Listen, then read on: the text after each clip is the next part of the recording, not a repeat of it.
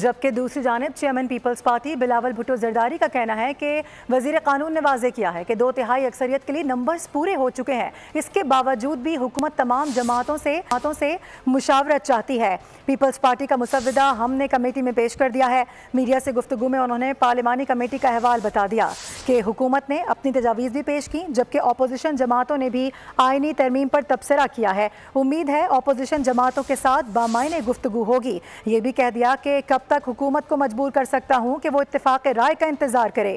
Opposition نے جلد اپنی تجاویز کو حتمی شکل نہ دی تو حکومت کو زیادہ دیر تک نہیں روک سکوں گا۔ کافی کانفیڈنٹ ہے۔ جو پاکستان پیپلز پارٹی کی اوریجنل کانسیپٹ کی جو ڈرافٹ ہے، وہ ڈرافٹ جس میں ہم نے حکومت کی سے اس کی شروع میں شیئر کیا اور جو ہم نے کچھ دیر سے مولانا صاحب کے ساتھ بھی شیئر کیا تھا، ایک طرف ہمیں حکومت کے جو پریفرنسز ہیں امینڈمنٹ کے لیے وہ بھی پیش کیا گیا، اور ساتھ ساتھ جو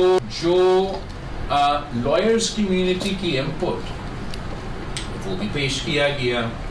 اپوزیشن جماعتوں نے بھی اپنا تبصرہ کیا، اور مولانا فضل الرحمان صاحب کی جماعت نے ایک بار پھر وہ موقف دہرایا کہ وہ پاکستان پیپلز پارٹی کے ساتھ انگیج کر کے ایک کنسنسس ڈاکیومنٹ بنانا چاہتے ہیں جس سے آگے بڑھ سکتے ہیں۔